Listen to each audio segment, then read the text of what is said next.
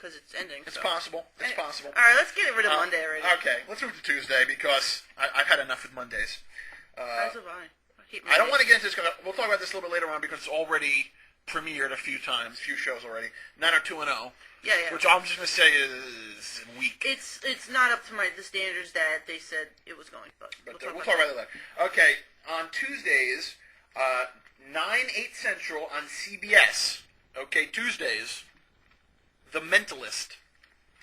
The Mentalist. Starring Simon Baker. Remember him? Oh, very cute guy. Where was he from again? The Guardian. He was in The Guardian.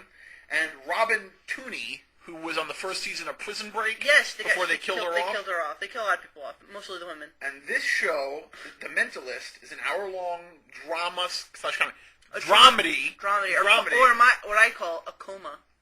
Comedy, drama. You are on the money today! It's true. A coma. Okay.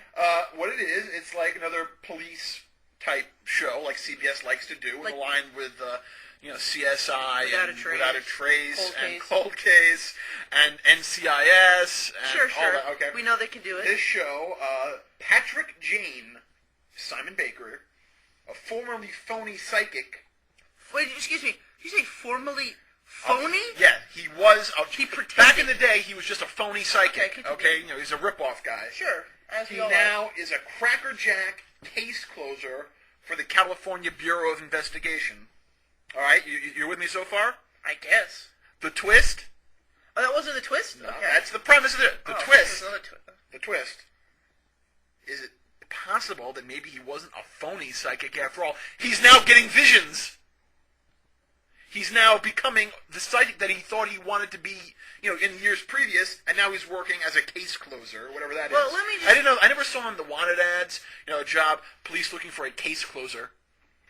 Well, let me read the one sentence that might give you hope from Entertainment Weekly.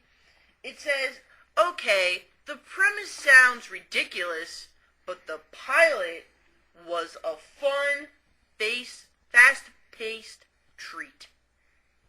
Sold? I'm sold. Well, you know what? There's not a lot of good stuff on Tuesdays. I mean, not on 210, but that's not good stuff. What, we said it's at 8 o'clock? At 8 o'clock, yeah. So, it might be something worth looking at initially. Well, I know I don't personally watch it, but I know there are a lot of House fans out there. So. Oh, that's right. That's why you have the DVR. So there you go. I'm not even going to talk about Privileged on the CW because that looks absolutely brutal. Can I just say one thing because I don't want people to get screwed up? Right. Is it looks like The Mentalist is going to be on at 9 o'clock on Tuesdays, which is up against Dancing with the Stars and Fringe. You're right. 9 o'clock. Which we'll talk I was about. looking at the Central Time Zone. Against Dancing with the Stars, that could hurt them a little bit because that gets at least 20 million people. All right. Now here's a show I don't know much about. You might know about it. Fringe. I've heard about it, but I haven't watched it. It's starring Joshua Jackson, who was Pacey. From Dawson Creek, yeah. It stars Kirk Acevedo, who was Alvarez on Oz. That's right. It stars Mark Valley from Boston Legal. And what it is, they're saying what's that? He's a terrible part of Boston Legal, but he's a stiff. What do you want? And they're saying what it is it's kind of Lost-esque. Of course they're going to say that because you know who the creator is? Don't tell me J.J. Abrams. Of course. Oh! Every time he does something, they call it the next Lost or, Lost-esque. I mean, give me a freaking break. Mission Impossible, he directed Mission Impossible, they said had a little bit of Lost. The worst one. Of course. So they're going to say, it has a little bit of Lost in it. Not everything he does has to be of Lost. And you know what? Lost is not as sweet as it once was to a lot of people. No. The first episode that J.J. Abrams directed of Lost was the pilot episode. He didn't do any more. I guess he writes and does stuff. Or he comes up with ideas. Not really. Well, then what does he do? He's just the creator. He's maybe part of some of the decisions. That's George Lucas's nickname. Star Wars fans, they don't refer to him as Mr. Lucas. He's the creator. Just want to throw that out there. But it's stupid calling Fringe anything until it's something. Do you know what it's about? Because there's so much to read about it that I have no interest in. I don't want to read it. I don't even know. It's just like it's the weirdest plot ever. I think it's like part X-Files, part Alias. It's just a lot of I don't know if it's supernatural. Well, stuff. I guess if you're into that, like X-Files type stuff. Yeah. Wednesday. Knight Rider. Okay, let's go to Thursday. Knight Rider. Remember they had that TV movie last winter? Yeah, kind of. And they decided that enough people Is liked that Talking Car? Talking Car. Okay. It's the remake of the old show with David Hasselhoff. Oh. The Hoff's not in it. The Hoff's not in it. Well, then I'm not watching. Okay, this one is with a new kid called Justin Bruning. Oh, I know who he is. My mom used to watch All My Children. He used to be on that. Oh, did he? Mm-hmm. Well, that's very exciting. And he plays David Hasselhoff's character's son. Of course. And he gets into the talking car.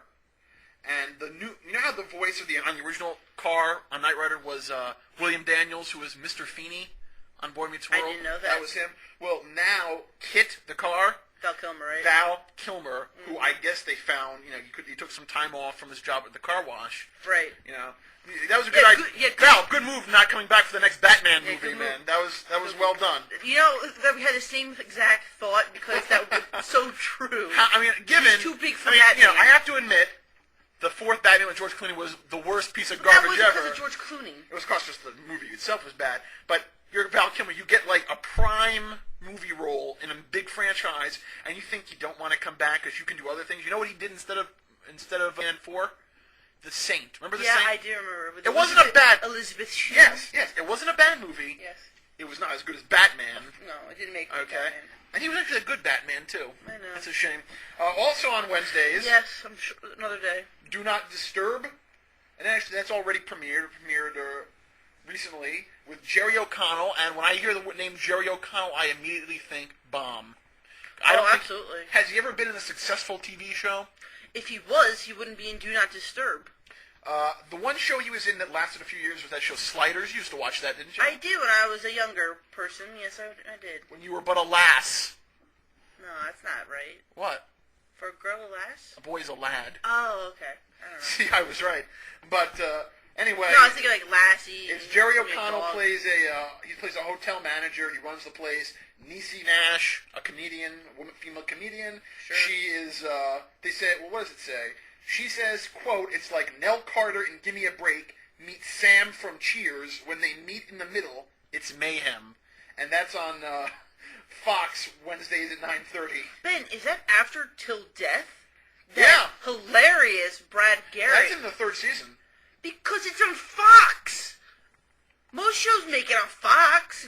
I would, if 90210, the new 90210 was on Fox, if it had tons, it would be on there. You'd already get a 5-year guarantee. I guess.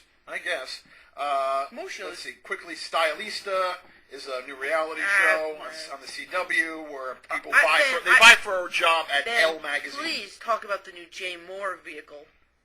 Actually, the new Jay Moore vehicle does not look that terrible. Has Jay Moore in it? Uh-huh. It's terrible. I don't like it.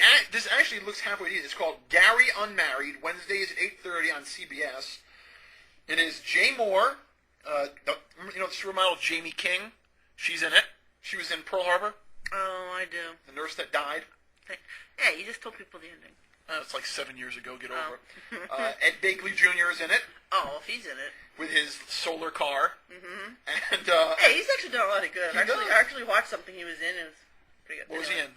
No, like a CNN type of thing. We're talking about that stuff. And Paula Marshall, I like her.